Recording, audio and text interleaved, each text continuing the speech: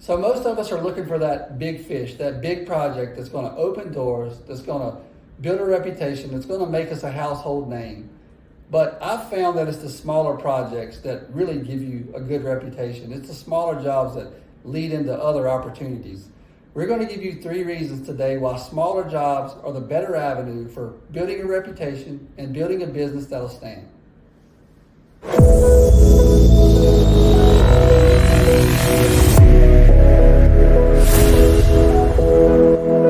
Hey, welcome back to the K-Cup, episode 23. Today, we're talking about the small job advantage, how minor projects can build major trust. So, John, we're going to, like your introduction brought out, we're going to be talking about how, you can build a reputation on doing small jobs. In fact, it's much easier to build a reputation performing small jobs and performing them at a great level. And we're going to discuss, like you said in your intro, we're going to talk about 3 points that are going to make the case for why these smaller jobs are really the way to build your reputation and build a good reputation that's going to bring you those bigger opportunities down the road. So the 3 points that we're going to talk about today, the first point is going to highlight how small jobs are really auditions. They're not just transactions, and that's how we should look at them, that they're really auditions for maybe something much better. And then point 2, talk about excellence at scale, how we should treat every job like it was our biggest, no matter how small. If we take the job and we're committing to it, then we need to do our best. And then point number 3, the compound growth of trust and referrals, and how you're not only building a reputation, but what comes along with that reputation, if it's a good one, is that people begin to trust you in your market, and you start getting those highly valued referrals, which we know that's really the best sales lead you can ever get is a referral. So let's go ahead and dive in. Let's talk about these small jobs and how they really are the opportunity to build great reputations. So in that very first point, small jobs are auditions, not just transactions. That first point there is bringing out how every small job is really a low-risk trial run for not just you, but for clients. So talk about that a little bit. Yeah, so the client, they can give you a smaller job. They're not committing a lot of money to you. They can see how you perform. They don't know the level of work that how good you are, what you do. Yeah. So they can commit a small job to you, not having to pay you a fortune. They can see how you work and go from there. And the other side of it is it's kind of a trial run for the contractor too. Specifically if you're a newer contractor. If you go out there and you make a mistake, it's not going to cost you nearly what it would cost if you made a mistake on a big job. Yeah. And it may be something simple. It may just be you underfigured labor by a day, and on a small job that's don't really hurt you. But on a larger job, if you underestimated labor for 30 days because you didn't have the experience that you would have gained from doing some smaller jobs, now it's a lot more costly. Yeah. So it's really low risk, for the contractor and for the client. Yeah. So mistakes scale with the project. So exactly. That's a great point that you brought out. So the other side of this is that wherever you work, wherever you're performing work, there's a marketplace, right? And by delivering consistent outcomes, how can that benefit you by taking these smaller projects where you have more control or more ability to hopefully deliver a great outcome? How does that affect you in your market potentially? Well, I think that the smaller jobs give you an opportunity to figure out how to do jobs, right? To figure out how to, how the pieces mesh together. Yeah. It gives you an opportunity to kind of systemize what you do. Yeah. The more repeatable you can make your process, the better you're going to be, which is going to, in turn have higher results, which is going to build your name and brand and reputation in the market that you're in. Yeah. So I think the smaller jobs, they give you an opportunity, one, to learn how to do the work and to learn how to systemize it and make, put something together that really can help you perform at a high level. Yeah. And once you have that, the sky's the limit. Yeah, that's right. So you really don't want to underestimate the value of building that trust in your marketplace like that through these small projects. And then another side of that is, what might a client be thinking of by offering you a small project? What might really be going on there? Yeah, it's probably just a test. They want to see how you perform. They want to see what you can and can't do. We actually have a client that we've been working for about 17 years, and they gave me a little small project in the beginning. And obviously, I was a small contractor, so to me, it was a great opportunity, and I wanted to go do it. And I did. I did it at a very high level, and I did it like it was a huge project, and it ended up really paying off. And sometime down the road, my contact did say, "Look, I kind of gave you that job. I just wanted to see how committed you were. What kind of work you were going to do." And yeah. But me taking it at such a serious level like I did, it paid off. And this client's been a client for 17 years. I mean, we literally still work for them all the time. So, so a great example of what we're trying to talk about on today's show, honestly. Absolutely. So you just heard it straight from John's mouth. Point one, small jobs are auditions, not just transactions. And you just gave a great example of how one turned out to be exactly that. And now, because you did a great job for over a decade, you've been getting some great opportunities as a result. So really cool.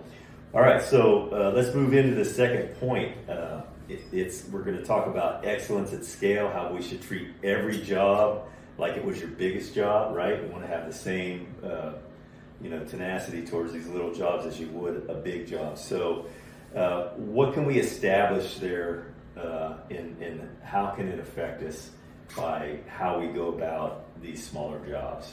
Yeah, I mean, the way I think of it is like you want to be impressive. Yeah. So whether you're on a big job or a small job, like what do you have to do to leave an impression that's just, wow, these guys did a great job. Yeah. And when you do a small job at that level, mm-hmm. it always means more than it does on a bigger job, because they're like, man, if they'll take this small job and they'll do it at that level, then we can certainly trust them on a job that's going to be a lot bigger. That's a job that's going to be seen by everyone, or whatever the case. Yeah. So I think if you go into it with that mentality, it's going to serve you very well. That's right.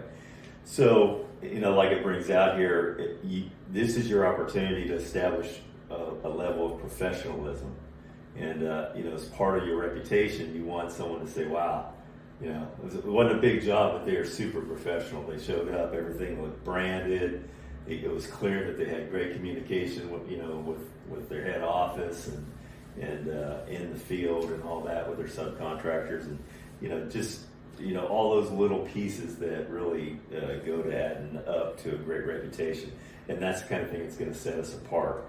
And so what might it reveal about a contractor based on how they perform on a small job? Say it's a pretty insignificant job, isn't going to pay you a lot, may actually take more effort to just take the job than it is to actually do the work. What does it reveal about you, about the way you perform on that job? Yeah, it's definitely going to reveal, your character, your reputation. Yeah. You basically, you're only as good as your reputation, right? Yeah. Without a reputation, a lot of times you don't even get those opportunities. Yeah.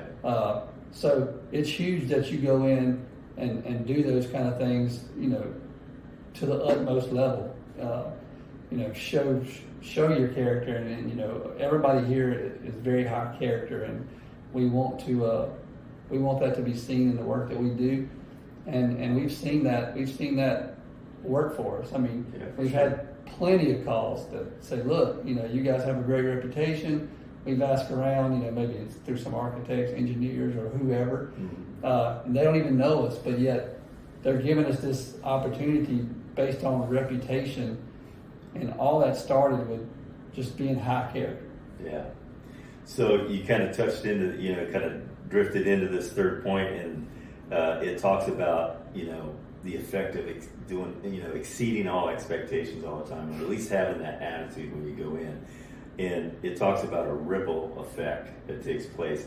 talk a little bit about that ripple effect and how you've seen that in your own company and in your business. Well, like the client I alluded to earlier, we've been doing work for them for 17 years. So we exceeded their expectation on the first project that we ever worked on them with. Yeah. And we continue to do that project and project. So if you continue to exceed expectation, then that client is a career client. They never go away. Yeah. So those jobs just keep coming. Yeah. And I think that's the ripple effect you're alluding to. But Yeah. Simply said, I think that if you exceed expectations, you keep a client for life.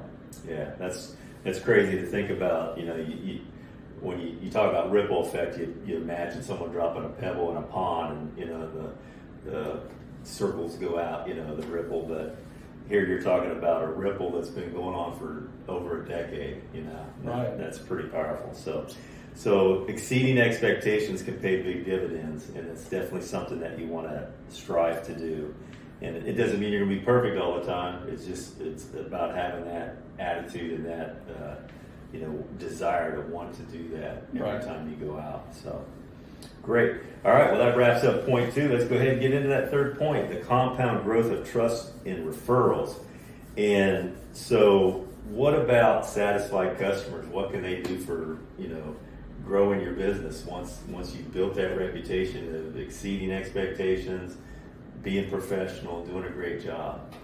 Yeah, I mean, satisfied clients, they become one of your biggest advocates, if you will, one of your biggest salesmen. For sure. We've alluded to a contact or two that we've done a bunch of work for many years. Well, if we stop to count all the jobs that they've actually referred us to, or referred to us, it's a big amount. We exceeded the expectation of working with them, so they gave our name to another facility manager or another company owner, somebody looking to expand or whatever, and that served us very well. So I think that it goes a long way and very important to keep that reputation, to whatever you got to do to keep that level of. I'm losing my words here, Joe. Yeah. But if you meet the expectation or exceed the expectation, those people become your biggest salesmen. Yeah, absolutely. They're constantly pushing your name to other people. They're constantly, throwing your name to architects. I mean, we've seen that a lot. That's where we work for a facility manager, and all of a sudden an architect called and said, "Hey, we got your name from so and so over at whatever." So it's important, and it really pays off. It does, for sure. And that point about it having an exponential nature of a good reputation, and what we're really trying to drive home, the point we're trying to drive home is that building a reputation should be one of your focus points when you first start building your company and building your business. Take those small jobs, try to do the best that you can, and know that each one of those jobs, no matter how little, is really a building block to the foundation of your reputation. And when you approach the growth of your business from a reputation first standpoint, a lot of good things happen, like you're talking about. It just multiplies. It's a multiplier, force multiplier, where you just, you send those ripples out and people tell someone else and they tell someone else, and you start to get more and more referrals as the years go by. Well, when you create that good experience, people just naturally want to share it. Yeah, they do. They really do, and they really don't care about the details, even a lot of times of the project that it was on. It doesn't matter how complex it was or anything like that. It was just, wow, I had a great time working with having Jon Kelly do this project for me, and his company was great and very professional and blah blah blah stuff. And we've been given a lot of opportunities just based on reputation, people that don't even know us, That's right. We kind of heard of you through this or heard of you through that or whatever. Yeah. So reputation is obviously very important, and it's super important to growth. Absolutely. So building that foundation then that supports the larger opportunities, that's what we're, the point, obviously, the whole gist of this episode is trying to get that across, that that foundation of doing a great job with smaller projects when we get them and knowing that they have value as part of building your reputation lead to larger opportunities. Share like maybe one, example of that, real life example of a project where something started off really small and turned into a great opportunity for us because of, reputation and how we exceeded expectations. Yeah, so the first project that kind of comes to mind, this is a number of years ago. We had a call, they were having some problems at an apartment complex, and we went over, we were willing to, throw a couple of carpenters out there and, working with an architect that the complex had hired, and in between a few of our carpenters, we were able to solve a problem that they had on one of their units. And it wasn't a high paying job. We didn't even know really what it was going to pay because we just kind of threw a few guys out there. I think we roughly gave them a budget, and they said they were willing to pay so much an hour or whatever.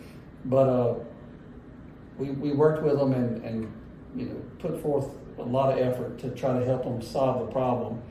And at the end of the day, we did. We came up with an answer to the problem, and everybody was happy with it. The complex was happy. The architect was happy, and it ended up turning to a really big job. They had a couple hundred units there. Yeah. And I was like, you know what? You guys came out, spent the time with us early on to help us, figure this out. We want you to fix all of them. Yeah. So it ended up turning to a really, profitable job, and just putting forth that little bit of effort in the beginning, and again, maybe exceeding some expectation by being willing to do that. Yeah. And then just the commitment that we showed to it ended up landing us a pretty decent project. Yeah. And I got to throw my 2 cents in on that because this is one of those projects I got to actually go see, and the damage to the facades of these units was pretty major, and it not only was difficult from a builder's perspective or as a carpenter, repairing the damage that was there, because it affected a lot of different aspects of the facade of the units. But it was also kind of dangerous. Right. They had to get under these heavy facades and use jacks and stuff to make it safe to work. And right. It really was a very tactical type of deal. It really wasn't a real easy project. Not at all. And I wouldn't be surprised if we weren't the first people that they talked to about it, but we were the ones that said, yeah, we'll do it. We raised our hand and said, I'll do it. And but like you said, it turned into something really great. It turned out to be a very nice project for us, and we were happy to do it, and it solved their problem. And not only that, but if you think about the tenants, I mean, there was a severe safety issue that was kind of, right. Posed there by the damage that had happened. And so we not only helped this client, but we helped their tenants be a lot safer and be able to enjoy their homes again. So it was, in that way, it was kind of a rewarding project. And like you said, we just went over there thinking we were going to fix, a little bit of rotten wood somewhere and turn into this major project. So just one example. We've had more than one, over the years, obviously, but that's just one fine example of how you get a call. It didn't sound like a lot, sound like more trouble than worth, but because we showed up and we had a great attitude and we were professional, turned into a great project. So anyways, that's going to wrap up. This is a short, sweet episode, John. Any closing thoughts about reputation and taking these small jobs and doing a good job with them? Well, I mean, actually on this last point that you made, about building a foundation that supports larger opportunities, and you referenced that job, my mind was kind of going a different direction before I understood what you were looking for. But, these smaller jobs, they do build the foundation for larger opportunities. And we've showed a bunch of reasons why, but once you can do a smaller job, you have all the tools, you have the systems, you have the knowledge, you have all the things you need for those larger opportunities. Yes. And I thought that's the direction you were going with that last point. That's a great direction too. I just figured I would mention it. So I think that smaller jobs are the foundations for larger opportunities. Absolutely. And a solid foundation for your business as well. Yeah. No, yeah, I mean, you took it and just showed another facet of the value of some of these small projects, because not only are you building your reputation, but you're building your processes, your skill set. You know, you're just getting your stuff together, right, and learning exactly. your craft. So, yeah, thanks for bringing that out, because that really is a great, I wouldn't even call it a byproduct, I'd call that a major value Right.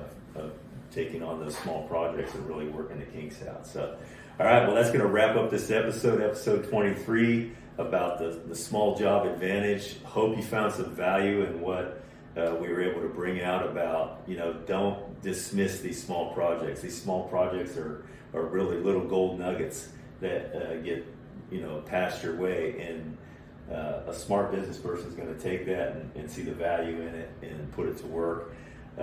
Again, just reviewing our 3 points. Small jobs are really auditions, and they're not just transactions. You want to make sure that you have excellence at scale, so you want to make sure that you treat every job like it was your biggest job. And then, of course, when you do that over a period of time, exceed expectations, it just compounds, sends those ripples out, and good things happen. So anyways, hope you enjoyed this episode. Thanks for tuning into the K-Cup. Please subscribe.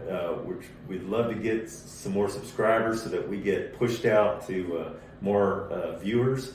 The more subscribers you get, the more the algorithm pushes it out. So we want to, obviously want to build a community around this podcast and around the industry here in our market. And anyways, we appreciate you tuning in. Hope you continue to listen to us here at the K-Cup. And that's it. Any closing thoughts, John? Anything else? No, you know what? A guy told me one time it takes a bunch of crumbs to make a cake. I think that applies in this situation here. Okay, well, from these 2 crumbs, we're about to say, have a great rest of your week. Cut.